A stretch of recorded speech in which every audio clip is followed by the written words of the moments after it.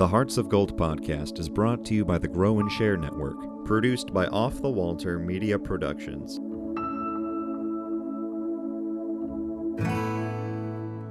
Welcome to Hearts of Gold. Today we have Zoey with us.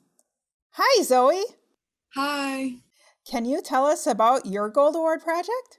So for my Gold Award project, I chose to focus on the topics of mental health awareness as well as suicide prevention. Being a person who has seen mental health firsthand growing up in my family as well in my personal life, I felt that it was important to discuss the topics in my community. I'm from Hendersonville, North Carolina, and I went to a public high school there. And being a student there, I noticed that mental health was a really taboo subject there, so it was hard to get the resources that we needed if something did come about, that you needed to talk to someone, or if we needed a therapist that we could go to, or any sort of support in that aspect. And so I pursued the issue, and I originally had gone to my principal, and I had seen that that was kind of a touchy subject with him, that it wasn't really something he wanted to open up for me to do. So in turn, I decided to take it upon myself to go on to the school board of Henderson County. And from there, I was able to talk to the superintendent, and we put together a presentation for several community members, as well as psychologists in the area and different faculty members within the county and other school board members as well. From there, I decided that I wanted to do a lot more. So I had a bunch of bracelets designed, and it said, "Your story isn't over," and it has a semicolon at the end, which signifies that to continue on, which I thought was really powerful to see that, and it was a really good message to give to people. So in turn, we gave those to people that we came into contact with, so my friends and my family. We would go around and we'd hand them to people if we thought that they could use an uplifting message. And from there, I decided I want to do more. So I put together an awareness walk, and I held that in Fletcher, North Carolina, which is about 10 miles from my house. And we had put that on, and I had different organizations. So different psychologists came out, and they walked for people who either lost their life to mental illness, or parents who have lost children, or someone that struggled themselves. So we did that, and that was a 5K walk, and that was a pretty good turnout. And then I did a lot on my social media, and I made a lot of posts, and I did polls as well, where I got people's feedback about what they thought needed to be done in the area of mental health, so that there was less of a stigma around it. Because I have noticed that I'm 19 years old, so when I was in high school, there was a lot of kids, because, you know, everything comes and it's more stressful then, so you have to worry about, like SATs, ACTs, if you have family problems, and then when you're growing up, there's a lot more hardships. So that was a big thing. And personally, because I have struggled myself, I thought that it was more impactful on me, because I felt that like I was able to share my story with other people while helping them through what they were going through, as well as giving them the resources that they could have used, because I know that that was something that I lacked, and I had to find a lot of things on my own. But I felt that building a support system for people who were in need was really important. And so you mentioned a couple of different aspects of your project and how you kept feeling that you wanted to do that little bit more. How did you pick the pieces of your project that you did? So originally I wanted to do an awareness walk. When I decided that, it was because I wanted to touch a broader aspect of people, so more people in the community, as well as the different neighboring communities around us. That was kind of hard to picture at first. So then I decided, well, maybe I should start a little smaller before we go on there. So I decided to start in my high school. And from there, I decided, well, let's start here where it's more prominent with the high school community, as well as kids that were like coming into high school, maybe even middle schoolers, elementary kids. So then I decided that I would talk to my principal. And when that kind of hit a dead end, I was like, okay, well, maybe I can get in contact with the school board. So I pursued that, and I got in contact with the superintendent, and we hit it off really well. We then scheduled a meeting for me to work with them and create a presentation together. So when we did that, we held it at Johnson Farm, which is across from one of the other high schools in the county.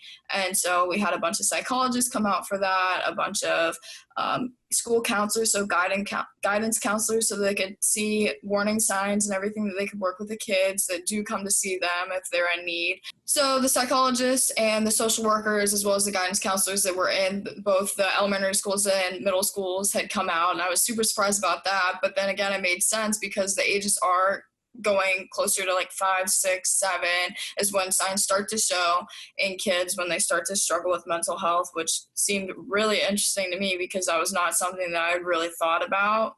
And so then I decided to, well, from there, I had reached out to a organization that's based in Asheville, North Carolina. It's the Kylan Child Crisis Center. It's for kids age 6 to 17, and it is a low end of, so they try as much as they can not to do anything that's hospitalization and the hospital drugs or anything like that. So it is more of a comfortable environment. I toured it many times. I went in there an awful lot of times to talk to the people. There's very nice staff and everything. So that was basically my ground to decide that, well, I really wanted to do an awareness walk. So they were kind of my partner in that aspect.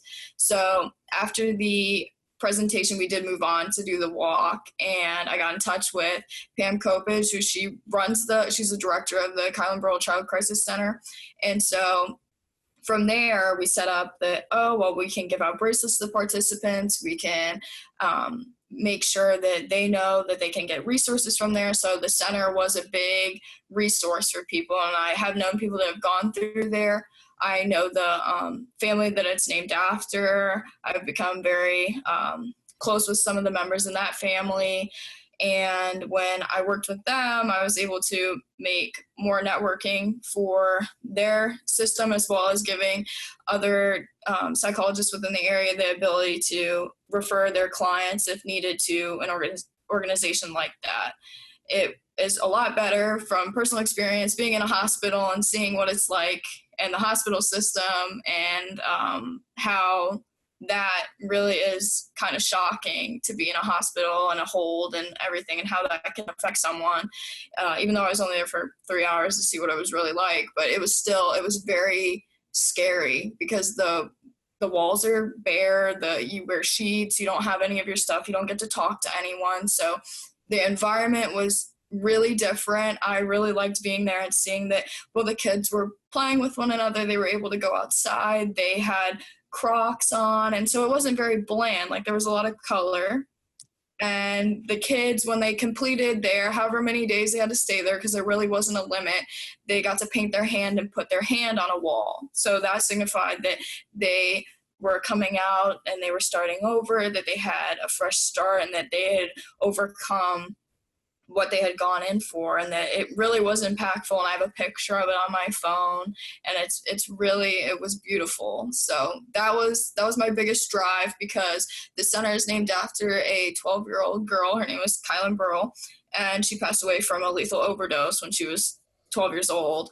And so, or 14, one or the other, but that breaks my heart, because the ages are getting younger. And so, and even knowing people that have lost their lives to mental health struggles, that is really, really eye-opening, that it's something that we really need to talk about day to day. Quite often, a Gold Award project makes a huge change in the community. It sounds like not only did you make a change in your community, but this project really changed you. Can you tell us about how it changed you, what you took away? Before I'd started the project, I had decided that I wanted to go somewhere in the health field and do something, which initially I wanted to be a surgeon of some sort. Didn't work out. So when I pursued the project, I decided that, I wanted to focus on mental health a little more. And so I have then, because I graduated in June, I continued on to UNC Charlotte, and I decided to take up a major in psychology.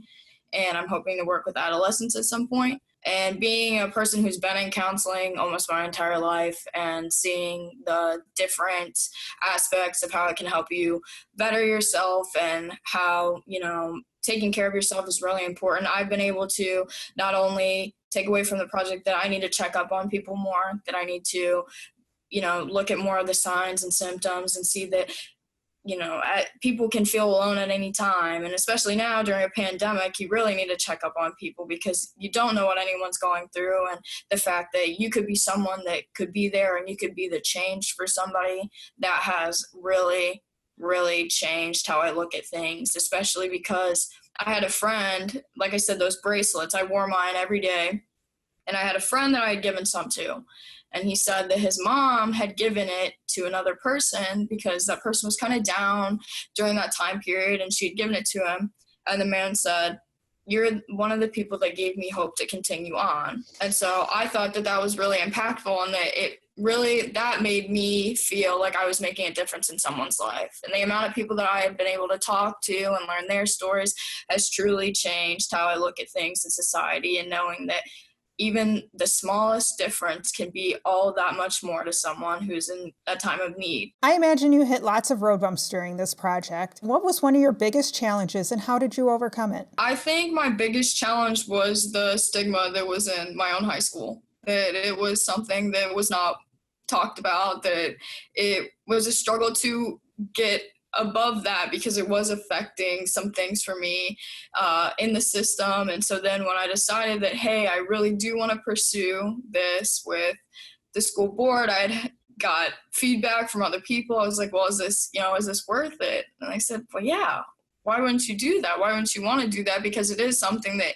needs to be pursued, that you need to talk about it. And so that was the biggest thing, is that there was a stigma there. So then that kind of pushed me back from doing it for a while, but I was able to overcome that. But everything other than that, I was afraid initially that it would have been harder to talk about the subject because a lot of people don't want to talk about it. That's what I learned from my presentation with the teachers and the principals and the psychologists and everyone that was in the middle schools and the elementary schools, that they said, well, if we talk to the kids, won't it put that idea in their head? I said, no. If they're thinking about it, it's already there. So you need to work them through it. You need to talk to them and make sure that they know you're there, but you don't want to be overbearing. So through that whole process, the only road bump I really had was trying to decide how I was going to navigate conversations so that they were seen more as positive than people taking it as, oh, I don't want to talk about that, because it is kind of a conversation that a lot of people don't want to have. And I've still run into that in college and everything. So it depended on who I was talking to, was how the conversations were able to go. But overall, it was pretty smooth. What other Girl Scout experiences do you have to share? I started Girl Scouting when I was in second grade. I had moved from Illinois to North Carolina at a young age. So when I had gotten here, I had been invited to join a troop, and I stuck with the same troop for 12, 13 years. And I met some of my very best lifelong friends, as well as my two leaders that I have had for the past 12 years, and they never changed. And I've been able to go to them for all kinds of help. It didn't have to be within the Girl Scouts or anything. It was any sort of life help. And through that, we were able to go on all kinds of trips. We were able to go on all kinds of, we went camping a couple times. I wasn't a very outdoorsy person, but we were able to make things work. And where a lot of my traveling and a lot of my experiences did come from Girl Scouting, and I was lucky to have that, because coming and being a new person around the area, it was harder for me to figure out what I could get from the area, as well as making new friends. And so I was able to find some of the best networking that I've had, even going into college and everything. That is the root of everything. What else would you like to share with our audience? I think that just knowing that, you can make a difference within the world, and even in the slightest way, is the most important thing. And that even being 19 years old and pursuing a college degree right now, as well as trying to make a difference, it changes you, and it gives you the ability to know that you can accomplish anything despite what your mind tells you, or if you're in a bad place and you need support. Finding people like that and being one yourself is one of the best things you could do. How do you make your s'mores? So I'm a big peanut butter fan. So I do graham crackers, and then I'll put my favorite Girl Scout cookie is the peanut butter patties, and then put a Reese's on top of that, and then a marshmallow. And I'm really big on peanut butter and chocolate. So together, I think that's pretty good, because, you get an extra cookie in there too. I'll have to try that one. Definitely. Well, thanks for joining us today.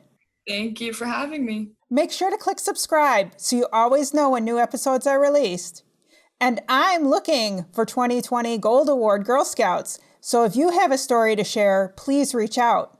And don't forget to power your passion and conquer your challenges. The Hearts of Gold podcast is brought to you by the Grow and Share Network, produced by Off the Walter Media Productions. Thank you for listening and spreading the word on what we do.